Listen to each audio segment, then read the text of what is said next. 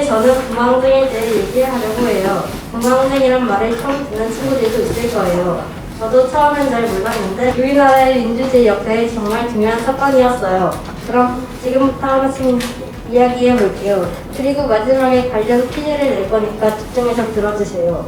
퀴즈를 좀 내도록 하겠습니다. 대표적인 한국 민주운동의 네 가지 사건을 아시는 분 손 들어주세요. 광주! 맞아! 나. 맞아. 3.1년 5.18 하지 않았어? 아, 뭐야? 맞아. 오늘 빨리 박수. 국제는 한 사람이 모든 권력을 쥐고 다른 사람들이 자유롭게 말하거나 행동하지 못하는 거예요. 사람들은 불만이 많았지만 말할 자유가 없고 해결 수가 없었어요. 그런데 부산과 마산에 있는 대학교 학생들이 더 이상 참을 수 없다면서 거리로 나와 시위를 시작했어요. 그래서 부산의 부, 마산의 말이 더서 부망생이라고 부르게 된 거예요. 이 사건은 단순한 시위가 아니었고 우리나라 민주주의 발전에 큰 역할을 한 중요한 사건이에요. 그렇다면 부망생이 왜 일어나는지 한번 알아볼게요. 1970년대 우리나라는 경제적으로 많이 발전했지만 국민들은 오히려 생활이 어려웠어요. 물가는 계속 오르는데 월급을 기다리면서 먹고 살기 힘들었어. 그런데 박정희 대통령이 유신체제라는 독재 정권을 만들어서 국민들의 자유를 억압했어요. 유신헌법이라는 걸 만들어서 대통령이 거의 모든 권력을 갖게 하고 사람들이 반대하는 목소리를 내면 바로 감옥에 가두거나 탄압했어요. 이런 상황에서 학생들과 시민들은 더 이상 참지 못하고 항의하기 시작한 거예요. 부망증은 1979년 10월 16일 부산에서 시작했어요. 그때 부산대학교 학생들이 먼저 거리로 나와서 박정희 대통령의 독재 정권을 반대하는 시위를 벌였어요. 학생들은 유신체제 실패라고 외치며 정부에 항의했어요. 지금 보이는 선언문이 그 당시 뿌려졌던 선언문입니다.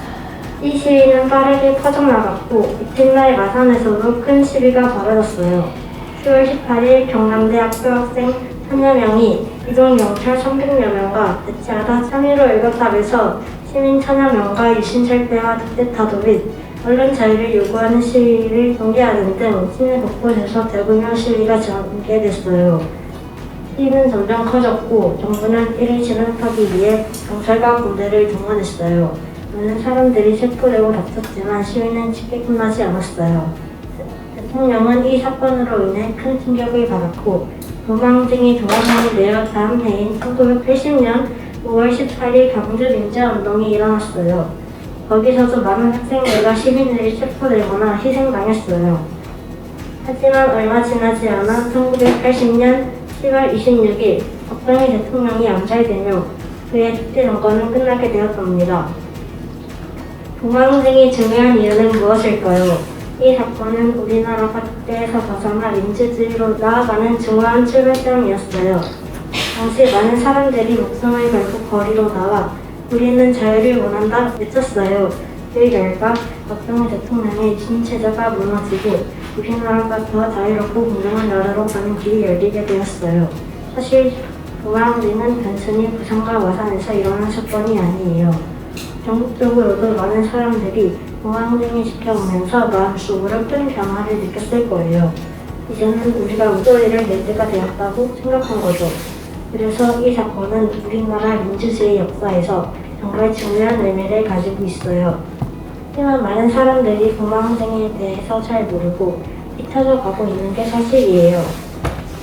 부망증이 5년 전 처음 국가기념일로 지정된 사실 알고 계셨나요? 정부는 2019년 10월 16일 기념일로 지정하며 대한민국의 국립적인 국가기념일이 되었어요. 국가기념일 지정은 대한민국 민주화 역사에서 부망증이 가지는 중요성을 공식적으로 인정하고 기념하는 의미를 의미하는 결정이죠.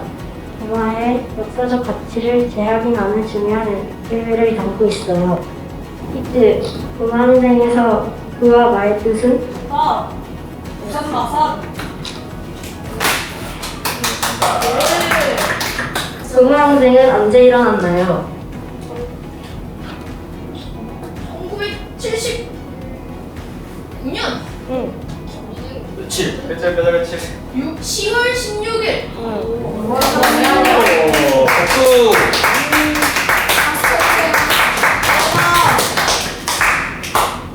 공항행에서 땡이 땡땡땡으로 나아가는 출발점. 아, 나 뭐야? 나 저 있잖아. 민주주의.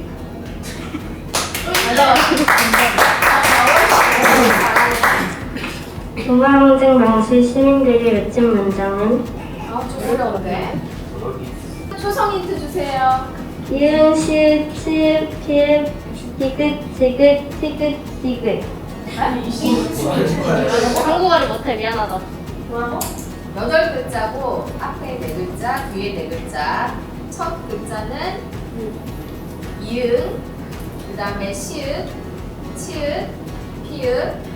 두 번째 단어는 디귿, 지읒, 티귿, 디귿. 아, 자. 정답! 유심체제 철폐하라. 철폐하다. 초상 한 번 더 들으면 맞추겠는데. 초성 한 번 더 주세요. 이응, 시읒, 치읒, 피읒, 디귿, 지읒, 티귿, 디귿. 입에 손들었어. 유심철폐. 부조. 오, 우와, 정답입니다. 공항행에 30년 만에 국가기념일로 지정되었습니다. 첫 국가 기념일은 언제일까요? 왼손! 요 2019년 10월 16일. 맞아. 지금까지 공항쟁에 대해 얘기해봤어요. 공항쟁은 우리나라 민주주의의 중요한 시작점이었고 그 덕분에 우리가 지금 자유롭게 살고 있는 거예요. 그 당시 학생들과 시민들이 목소리를 내지 않았다면 우리는 지금처럼 자유롭고 공정한 사회에서 살 수 없을 거예요.